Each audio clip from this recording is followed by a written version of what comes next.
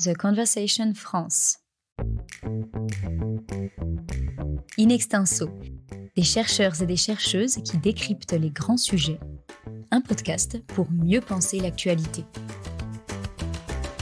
La mode modeste ou mode pudique est le symbole d'une morale vestimentaire qui prône la décence et la sobriété. Ses incidences sont multiples. Elle permet de sortir des diktats marchands et de se démarquer, ou bien d'afficher son appartenance à un groupe, ou enfin de réorienter une industrie textile qu'on sait ultra polluante. La mode modeste charrie donc des enjeux économiques, esthétiques et éthiques. Dans ce deuxième épisode, pour nous aider à comprendre les liens entre mode modeste et préservation de l'environnement, nous recevons Alberto Fabio Ambrosio, professeur de théologie et d'histoire des religions à la Luxembourg School of Religion and Society et co-directeur de recherche au Collège des Bernardins. Il a co-organisé en décembre dernier au collège un colloque intitulé « Revêtir l'invisible, la religion habillée ». Il est également l'auteur de Théologie de la mode, sorti aux éditions Hermann. Bonjour Alberto Ambrosio. Bonjour. Nous vivons dans une société obsédée par la mode, que ce soit dans le champ religieux ou en dehors d'ailleurs, et vous nous parlez dans l'épisode d'aujourd'hui des liens entre mode pudique, ou modest fashion comme on dit dans le monde anglo-saxon, et aspiration environnementale. On pourrait se dire que le lien entre moins de pollution et moins de production textile va de soi. C'est peut-être pas le cas, on va explorer tout ça avec vous. Peut-être pour commencer, nous dire quelle est la place de la fast fashion, ce qu'on appelle la fast fashion, dans le désastre écologique qui est le nôtre. Effectivement, la fast fashion, comme on dit, donc la mode rapide parce que elle ne fait que produire des collections les unes sur les autres, donc il y a tout le temps de nouveautés, a un impact énorme. Alors personnellement, je connais que mal les chiffres. Je connais davantage ce que je retiens toujours dans mon propos, c'est que pour faire un jean, alors que j'aime beaucoup les jeans, pour son histoire, le bleu du jean, etc., et bien pour faire un jean, il faut des dizaines de litres d'eau. Bon, voilà, donc, et si on a beaucoup de jeans, comme on peut en avoir aujourd'hui facilement dans une garde-robe, il faut savoir que un jean exploite la planète quelque part, et même sûrement. Donc, à bien y réfléchir, nous devrions tous être très attentifs et peut-être même être malades de ces chiffres, de cet impact, alors que peut-être qu'on ne l'est pas forcément. Et on devrait l'être car nos vêtements ne sont plus seulement un langage social, mais environnemental. Si la fast fashion est la pointe de l'iceberg d'une superproduction qui ne fait qu'aggraver la situation de la planète, la mode et la haute couture ne peuvent pas non plus se penser comme étrangères à cette influence sur l'environnement naturel aussi bien que sur le travail. Je pense que le bon usage à la fois de la planète et du monde du travail est de nos jours le premier défi pour éviter à la mode de se cantonner au greenwashing, comme on dit. Vous écoutez In Extenso, le podcast qui donne la parole à la recherche.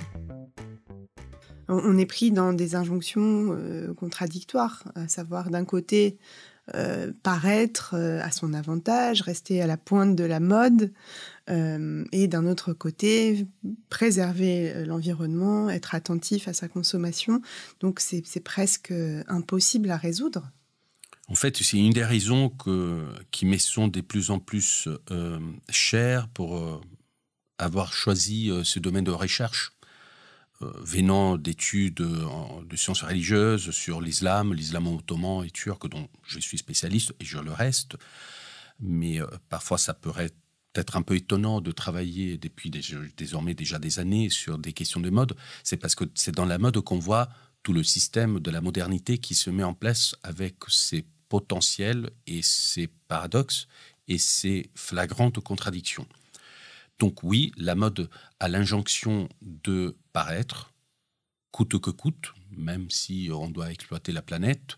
Et on doit exploiter aussi le travail des hommes et des femmes qui travaillent. Et ça, on n'en parle pas beaucoup, mais en fait, la mode exploite tout un segment, non seulement industriel, mais de services, que c'est incroyable que ça puisse arriver aussi dans les sociétés européennes et occidentales. Donc il y a déjà des travaux auxquels je renvoie, mais la mode n'exploite pas seulement la planète, mais encore le travail des hommes et des femmes. Et donc, ce milieu de la mode est vraiment donc la culture des apparences, comme Daniel Roche l'avait défini dans la mise en place historique, continue encore aujourd'hui. Et c'est là que ça devient un champ de bataille, en fait, où le paraître est sorti en campagne contre la planète et le respect des droits des hommes, et du travail des hommes et des femmes. Et donc, je pense que le travailler intellectuellement, en prendre conscience de plus en plus, c'est un service intellectuel, bien sûr, et aussi de dénicher aussi ce que la modernité nous a apporté. Donc, sur ces côtés importants, positifs, mais sur les mécanismes qui ne sont peut-être pas toujours à la hauteur de ce que nous pensons aussi d'une certaine modernité industrielle. Oui, un système qui n'est pas vertueux pour le coup. Ben, là, du coup, on voit que ça n'est pas être un système vertueux. Il pourrait le devenir. Parce que, par exemple, si on se concentre sur la question de la mode verte, donc de l'attention, de la mode éthique, comme on dit, plutôt en français, eh bien là, on voit qu'on pourrait changer les critères de la mode, pas que le paraître, pas que le prix, et pas que les marques. Et ça pourrait, et je pense que les prochaines années, la mode doit se mettre au pas. Nos jugements se referont sur le respect de la planète. C'est-à-dire que nous allons habiller avec le respect pour la planète.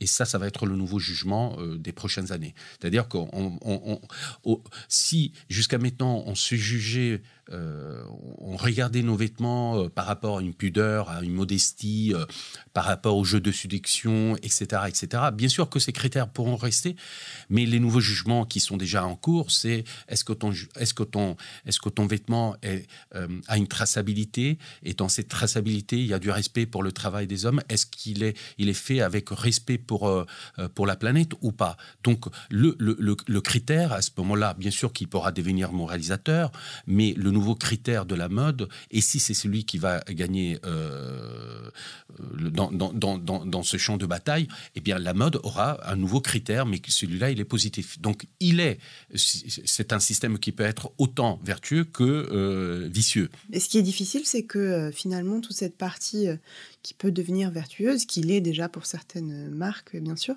il est invisible d'une certaine façon. C'est-à-dire que toute la partie production, alors on peut s'y intéresser, mais c'est pas la partie visible. La partie visible, c'est ce que les gens ont sur le dos, c'est ce qu'on voit dans les magasins. Et puis la traçabilité, comme vous dites, il faudrait saisir le col de quelqu'un et regarder l'étiquette, ce qui paraît un petit peu difficile à faire. Donc on peut présupposer, mais c'est difficile à voir en fait. Alors oui, dans le jugement des uns sur les autres, oui, il est encore difficile, mais pour chacun, c'est déjà un jugement qui est d'actualité pour chacun dans sa conscience. C'est-à-dire que quand on va acheter un t-shirt, on peut voir déjà en Europe le label éco-textile, donc si c'est fait avec les critères de respect, autant que ça puisse se faire, parce que toute production en elle-même, elle exploite quelque chose. Donc si il y a déjà des critères, on peut les choisir. Déjà, on peut dire qu'en Europe, l'origine de nos vêtements est toujours d'actualité. Donc, on voit bien que c'est un vêtement fait au Vietnam plutôt qu'au Bangladesh, etc., etc. Et donc, à minima, on peut se poser des questions. À minima, je veux dire, c'est une prise de conscience aujourd'hui qu'il faut. Je pense que ça prendra du temps, mais on s'habille comme on respecte la planète, on va dire comme ça. Et ce sera le nouveau jugement dans notre société. Et dans la mode modeste, la mode pudique, est-ce qu'on peut parler aussi d'une attention augmentée, plus importante, portée à justement cette surproduction? Est-ce qu'on essaye justement de créer un vestiaire modeste dans le sens peut-être plus réduit, évidemment attentif aux formes de production, à la provenance, ou pas? Alors, cette expression mode modeste dont on a déjà parlé a deux sens. Au moins en français, on peut le prendre dans les deux sens, et ce qui fait la richesse de l'expression en français, son ambiguïté éventuellement, ou son ambiguïté. C'est-à-dire que si on prend la mode modeste comme mode pudique, au sens de mode pudique, c'est-à-dire la mode qui respecte d'une certaine manière et selon les codes religieux de la femme, en particulier la femme, alors cette mode-là, elle n'est pas forcément plus vertueuse au point de vue environnemental. Elle est couvrante, donc il y a beaucoup de Oui, tissus. éventuellement, on pourrait même aller jusqu'à ces réflexions. Mais si par mode modeste, donc moi, la mode pudique au sens religieux, je la vois pas forcément, je ne la vois pas, façon de dire, elle n'est pas plus vertueuse au point de vue environnemental. Parce que oui, en plus, si la femme doit être entièrement couverte, il y a l'utilisation de plus de textiles, de tissus. Par contre, dans mode modeste, on pourrait imaginer, et on peut le faire, parce que les mots se prêtent à faire ces réflexions, ces genres de réflexions que nous avons faites d'ailleurs et au Collège des Bernardins et à la Luxembourg School of Religion and Society pendant nos 2 années de séminaire sur ces questions-là. La mode modeste peut être aujourd'hui une façon de dire la mode sobre. Alors s'il y a une certaine sobriété textile et vestimentaire, alors oui, on peut dire que la mode modeste est respectueuse de l'environnement. Donc, et à ce moment-là, c'est la mode éthique en fait. Aujourd'hui, on parle beaucoup plus de mode éthique. Et beaucoup de jeunes sont déjà dans cette vague de pratiques de la mode éthique. Et la mode éthique a toute une série de pratiques qui sont déjà là. Par exemple, sur le cycle du vêtement, au lieu du prêt à jeter, avant de jeter, on donne, on répare, etc. Il y a toute l'économie de la réparation et voire la philosophie de la réparation qui commence à se mettre en place pour le vêtement. Et donc, on a une mode qu'on pourrait même imaginer, une mode de la réparation, en fait. C'est une éthique qui dépasse largement le cadre religieux, en fait. Absolument. J'ai envie de dire que cette mode éthique qui est en train de se mettre en place, et je vois en France, il y a une attention particulière, surtout parmi les mouvements des jeunes. Cette mode éthique-là n'a pas vraiment d'origine religieuse. Après, et je l'ai déjà fait à l'occasion de l'un ou l'autre colloque, quand on va regarder les mots mis en place, les pensées, disons, plutôt philosophiques qui établissent cette mode éthique, on voit bien qu'il y a du religieux ou une filiation qu'on pourrait dire de philosophie religieuse. Par exemple, dans l'idée de réparation est éminemment d'origine religieuse, judéo-chrétienne pour le coup. L'idée que voilà, le monde, il faut le réparer, l'idée, elle est foncièrement d'origine judéo-chrétienne. Et là, pareil, c'est pour la circularité de la mode. Donc l'économie circulaire qui passe dans la mode du circulaire, on a une filiation sûrement platonicienne, néoplatonicienne, c'est-à-dire qu'on voit le monde tourner comme un cercle, etc. Les cycles, voilà. Donc, le vêtement a son cycle de vie, mais avant de le faire mourir, le vêtement, et de le jeter, on va le réparer. Alors, derrière tout ça, je ne peux que y voir et étudier une philosophie beaucoup plus importante et qui dépend de la philosophie ancienne, antique et de toute la philosophie en fait européenne. Et religieuse aussi, mais pas directement religieuse. The Conversation France. Et du côté justement des grandes religions, quel est le discours aujourd'hui? Est-ce que le lien est fait de façon vraiment officielle entre la consommation? Alors là, on parle du domaine vestimentaire, mais on pourrait l'étendre à d'autres évidemment. Est-ce que c'est un discours qui passe, et si oui, sous quelle forme?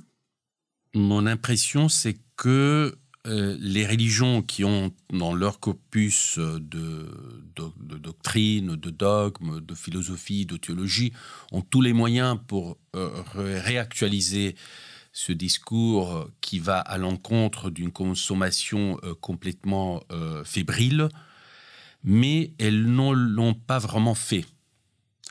Elles ont préféré plutôt développer un discours moral, par exemple, justement une mode modeste, une mode pudique, alors qu'il y a d'autres manières de développer un discours véritablement religieux à l'encontre d'une consommation, d'une surconsommation, aussi dans le domaine vestimentaire.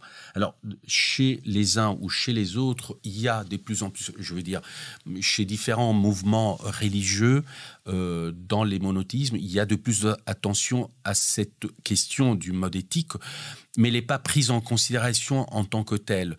Alors, par exemple, dans le catholicisme que je connais mieux, la voix du pape François a été entendue surtout dans son encyclique Laudato Si, donc loué sois-tu, qui reprend la phrase de saint François, et donc il positionne tout son discours et toute cette encyclique, ce document officiel de magistère, comme on dit, dans l'espace d'une écologie intégrale.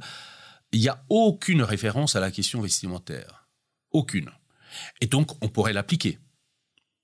Pour vous dire que si, dans l'Église catholique, la question de l'écologie est de plus en plus présente, puisqu'il y a un document qui fait date, et là, il faudra arriver aussi à une prise de conscience et donc à un développement, et moi, à ma manière, je tâche de le faire aussi, un développement d'un discours fondé pour donner un impact à la fois dans la pensée, mais aussi dans la pratique, et donc parvenir à une mode éthique, donc à une application éthique dans la mode. Ça, les religions peuvent le faire, et je pense qu'elles devraient le faire, parce qu'elles ont aussi tous les éléments pour le faire. Aujourd'hui, la mode éthique telle qu'elle se présente dans la pratique, elle n'est pas forcément portée par des croyants ou des croyantes. Ce serait intéressant parce qu'elles ont aussi une forme d'autorité, de pouvoir, et que c'est quand même ce dont on a besoin aujourd'hui pour faire avancer les choses quand on voit... Je pense que c'est le souhait, c'est ce qu'il faudrait souhaiter en fait, que les religions aussi prennent la parole sur la surconsommation, un peu dans tous les domaines, mais aussi dans la surconsommation dans les vêtements, alors que, si je pense au christianisme, à l'histoire du christianisme, il y avait déjà, à d'autres époques où la production n'était pas une production industrielle, était pour la sobriété. Voilà, les religions ont un discours sur la sobriété, mais il est un peu oublié, et donc il faudrait le réactiver.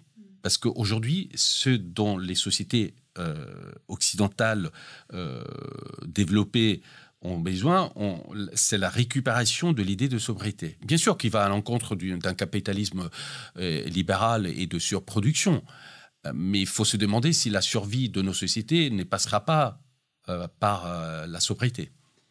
Il y a aussi une autre dimension qui est celle de l'autarcie, et on le voit à travers les communautés religieuses, dans un monastère, dans un couvent. C'est vraiment des exemples très concrets de la possibilité de vivre sobrement, alors sans s'imaginer qu'on va tous vivre ainsi. Ce sont des façons de vivre, ce sont des modèles en quelque sorte. Et tout à fait, donc c'est pour ça que j'ai dit que les religions auraient, toutes religions confondues, a sûrement en elles-mêmes